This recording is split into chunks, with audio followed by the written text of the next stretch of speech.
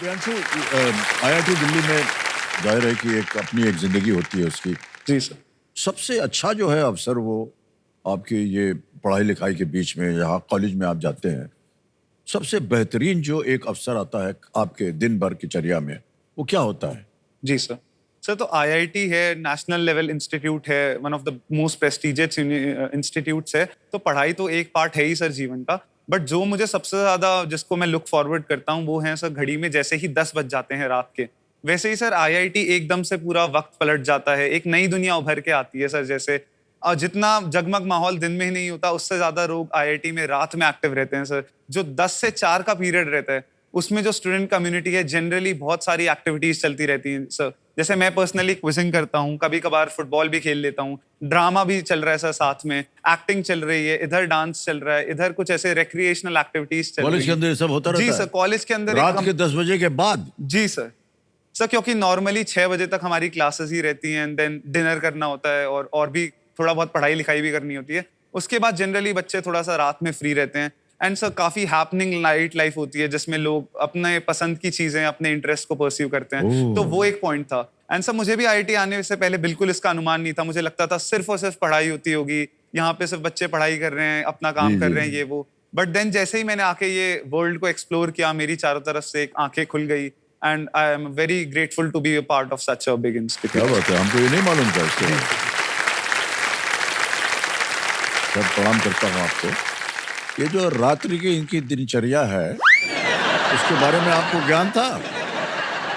Sir मतलब ये मस्ती करते हैं सर, करते हैं मतलब वहाँ पर तो ये मतलब डिफरेंट ओकेजन ढूंढते हैं कि चल भाई आज फ्रेंड का क्विज में रैप बन गया, आज इसका यहाँ हो गया, वहाँ हो गया, तो इनकी मस्ती चलती रहती है। लेकिन इतने ज्यादा होती है सर, ये मुझे पता नहीं था सर। अब पता चल गया है ना? आज पता चला है सर। बट सर मुझे पता था, ये मुझे फोन पे बताता है मम्मी वहाँ जा रहा हूँ, मम्मी यहाँ जा रहा हूँ। कॉल पे अगर लेट भी क्लास जाता है तो मुझे बताता है कि मम्मी आज लेट हो गया, लेट उठा, क्लास नहीं गया, मिस कर दी। हर ये चीज आपको पता था? मुझे पता था सर। जो आपके बगल में बैठे उनको बताया आपने? उनको बताया मैंने, पर हाँ, डांट पड़ती है ना। ठीक है। बट सर मतलब मैं ये कहना चाहूँगा कि अब इतना मुझे सर इस पे फक्र है कि मतलब हमारे संस्कार हैं परिवार के, या हमारे जो भी आप सब ऊपर वाले का जो आशीर्वाद था कि मतलब ये जो भी करता होगा, मतलब मुझे हमें ये था कि ये कुछ गलत नहीं करेगा और ये अच्छा ही करेगा। एंड ऑफ द डे जब नंबर्स आते हैं सर तो क्योंकि मैं भी एक टीचर हूँ सर स्कूल में जी। तो मतलब वहाँ पर ये होता है कि कोई बच्चा शरारती है सर तो पीटीएम में पेरेंट्स जैसे लेके आते हैं कि इसने ये किया वो किया, लेकिन finally end of the day कि जब उसके मार्क्स अच्छे हैं तो फिर वहाँ पर है ठीक है, मतलब चल जाता है सर। तो वही सर हमारे संस्कार कहेंगे इसको, जो भी मतलब ऊपर वाले की दुआ है। तो सर ये इसने जो है हमें से विश्वास था कि ये रात में जो भी इनका मस्ती होगा, आज इतना पता था मुझे कि इतना नहीं है, तो इस मंच के माध्यम से मुझे पता चला और मुझे बड़ी खुशी है सर। कम से कम आपके सामने सर ये उजागर हो गया। भाई साहब आपको छूट हो गई है, छूट मिल गई है आपको। रात के 10 बजे के बाद आप जो चाहें कीजिए, लेकिन 3 साल के बाद जब पर्ची देंगे ना 98% वाली, वो होनी चाहिए। अच्छा। वो कहते हैं कि वो है, आके साथ करते रहिए। हम आपको एक छोटी सी चीज और दिखाना चाहेंगे। Can we see that video please? Congratulation Priyanshu भैया, मेरे को बहुत खुशी हुई कि आप केबीसी के हॉट सीट पे हैं। आप हमेशा मेरे लिए एक मेंटोर, एक बड़े भाई की तरह रहे हैं और आपने जब जरूरत पड़ी तब मेरी मदद की है, चाहे वो पढ़ाई हो या कोई और चीजें। कुछ कोर्सेस में मेरा थोड़ा बैक था तो प्रियांशु ने मुझे बहुत हेल्प किया है। अगर वो नहीं करता तो मे भी मुझे उसमें कम ग्रेड मिलता। मेरी मैथ्स नहीं स्ट्रॉन्गेस्ट थी तो प्रियांशु की मैथ्स अच्छी थी, तो वे ऑफ स्टडीइंग चेंज करना और इस सब में बहुत हेल्प करी थी प्रियांशु ने। मिताब sir, I have to tell you, Priyanshu हमेशा से ही मेरे लिए वो शर्मा जी का बेटा रहा है जिससे मेरी मम्मी मुझे कंपेयर करती थी। बट जोक्स अपार्ट, प्रियांशु बहुत ही मेहनती और हेल्पफुल लड़का है जिसने मेरी बोर्ड एग्जाम्स में बहुत मदद करी, जिससे कि मैं अच्छा स्कोर कर पाई।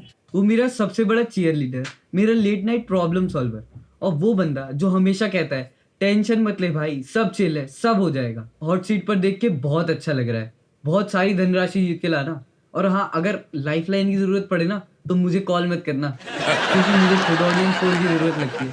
All the best Priyanshu.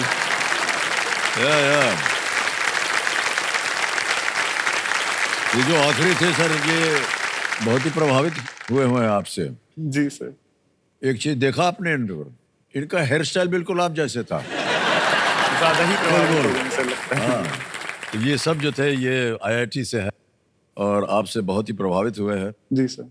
कहीं ना कहीं आपने इनके जीवन में थोड़ी बहुत अपनी सहायता इनकी आईआईटी के करवा- साथ साथ सर ये मेरे मतलब ऐसे ही पड़ोस में रहते हैं, कुछ क्लोज फ्रेंड्स भी हैं, वो भी हैं, तो ये- जनरली वाह, पूरा ओके। सोशल सेटिंग है।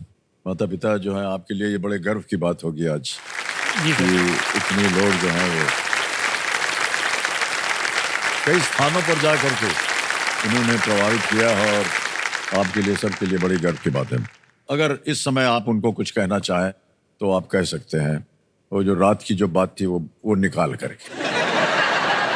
सर मैं एक चीज़ इसकी और है सर कि ये मतलब मैथ्स जो इसका सब्जेक्ट है, अभी एक बच्चे ने भी जिक्र किया, तो सर ये जिस दिन इसका मैथ्स का एग्जाम होगा उस दिन ये बिल्कुल भी नहीं पढ़ेगा। उस दिन ये फुटबॉल खेलने चले जाएंगे जनाब। मतलब ये फुटबॉल खेलेंगे और हमारे लिए सर जब जीवन था तो हमारे लिए मैथ्स देख के हम बिल्कुल उसको देख के मर जाते थे कि अगले दिन मैथ्स हाँ, है, तो बिल्कुल हम सही सोते नहीं थे कहा। रात भर सर। हमें मैथ फोबिया था सर। ये मैथ्स के दिन सर बिल्कुल भी मतलब एकदम रिलैक्स रहेगा सर। और जिंदगी में शायद ये नर्सरी से लेके सर मतलब जब भी इसका हुआ इसका कभी शायद 99 नंबर नहीं आए। बाई चांस का सर कभी आधा पॉइंट जैसे सिली मिस्टेक होती हैं। अदरवाइज मैथ्स में ये पहले कह देता कि 100 तो मेरे पक्के हैं, अगर किस्मत खराब रही तो 99 हो जाएंगे। तो इतना कॉन्फिडेंट था सर ये। तो ये हमें बड़ा गर्व है सर इसका। किस्मत खराब हुई तो 99 आ जाएगी। मान्यवर आपकी उम्र है केवल 19 वर्ष और आपने जीत लिए हैं 6,40,000 रुपए और अभी आगे भी बहुत सारा धन जीतने की संभावना है। जी सर। क्या कीजिएगा इतने सारे रुपयों का?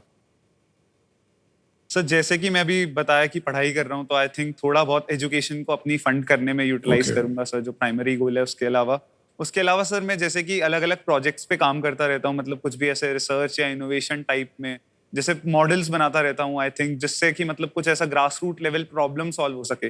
जैसे रिसेंटली अभी एग्जीबिशंस में जाता हूँ, साइंस एग्जीबिशन में, जी। वहां पे आविष्कार करता रहता हूँ जिससे लोगों के जीवन थोड़ा सा आसान हो जाए या कुछ इस टाइप से।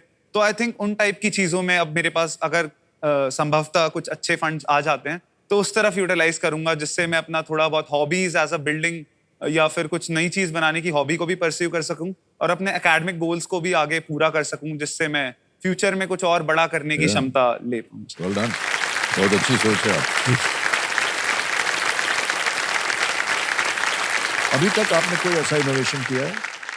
जी सर, फिलहाल सर एक्चुअली मतलब हमारी रिसर्च चलती रहती है। आईआईटी दिल्ली में भी जैसे बहुत बड़ा एक रिसर्च कल्चर है, जी। तो मैं प्रोफेसर्स के अंदर काम करता रहता हूँ। फिलहाल एक प्रोजेक्ट पे काम कर रहा हूँ, जैसे एरोप्लेन का जो विंग होता है उसके ऊपर टर्बुलेंस आ जाती है तो काफी वाइब्रेट करता जी है हाँ। सॉर्ट ऑफ, तो उसको कैसे स्टेबलाइज कर पाए इसके रिगार्डिंग हम लोग रिसर्च कर रहे थे अभी, एंड देन मॉडल पे काम चल रहा है। इसके अलावा सर एक प्रोटोटाइप बनाया था regarding a smart toilet cleaner. जैसे मान लीजिए रेलवे स्टेशन या फिर ऐसी जगह है जहाँ पे पब्लिक प्लेसेस है, अनहाइजीनिक कंडीशंस हैं, वहां पे थोड़ा सा जो वर्कर्स है साफ करते हैं मैनुअली, उनके लिए standard of living and then general livelihood जो भी है उनका थोड़ा सा वो मतलब थोड़ा लो ग्रेड ही रहता है, एंड देन उनके जीवन को कैसे इंप्रूव कर सकें इसके रिगार्डिंग एक प्रोटोटाइप बनाया था, एक रोबोट सॉर्ट ऑफ, जो उसके ऊपर काम कर सके, उसको क्लीन कर सके ऑटोमेटिकली, जितना लीस्ट ह्यूमन इंटरवेंशन पॉसिबल हो वो। ओह, तो ये मैं कर चुका था, जिसके लिए government of India, department of science and technology ने भी मुझे सम्मानित किया था, स्टेट वाह, लेवल वाह, पे भी वाह। मैं गया था।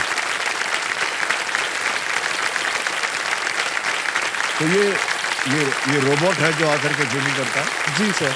और सर इसका निर्माण मैंने 10वीं कक्षा में शुरू किया था एंड देन 11वीं में, उसी ओह। टाइम से, तब से ही सर ऐसा एक वो शिफ्ट आ गया जिसके बेसिस पे ही मैंने इंजीनियरिंग करने का प्राइमरी फैसला जी, किया जी। एंड अल्टीमेटली वही सर। वेल डन प्रियांशु, बहुत Thank you, अच्छी sir. चीज आपने इसका आविष्कार किया है। इस पीढ़ी से हम लोग बहुत इंटरेस्ट है दोनों सच में। क्या क्या सोचते हैं ये लोग समाज के लिए, देश के लिए, और बहुत आदर सम्मान आप लोगों के लिए और बाकी जितने भी कंटेस्टेंट्स यहाँ आते हैं और खेलते हैं। बहुत बहुत बधाई आपको प्रियांशु, वेल डन। जी सर।